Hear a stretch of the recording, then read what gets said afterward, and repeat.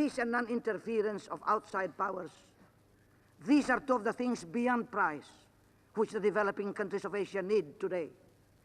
Peace, because in the absence of the danger of aggression, we can devote more of our resources to the pressing tasks of development to fulfill our people's just desire for a better life. Non-interference by outside powers, because externally inspired and supported subversion is still one of the most serious problems confronting the developing countries in Asia. In the Philippines, this particular problem reached a state of extreme gravity last month, which impelled President Marcos to invoke the authority vested in him by the Philippine Constitution to proclaim martial law. His immediate purpose was to safeguard the Republic of the Philippines from violent overthrow by subversive groups operating with external support.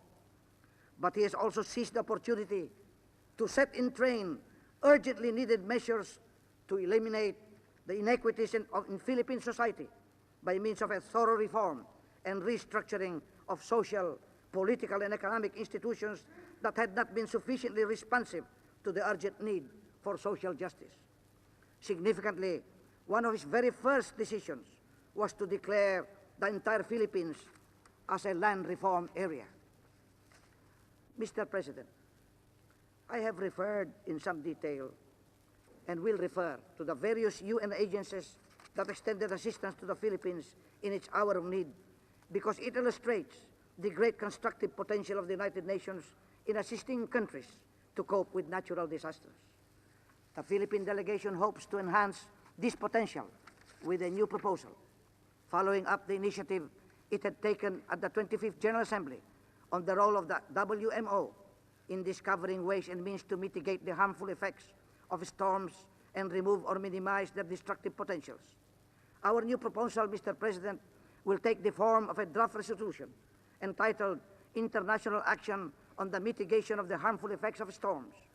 Its principal aim will be to bring about integrated action through increased cooperation and coordination among the World Meteorological Organization, the United Nations Development Program, and the United Nations Disaster Relief Coordination in the field of United Nations natural disaster assistance, particularly the prevention, prediction, and control of natural disasters.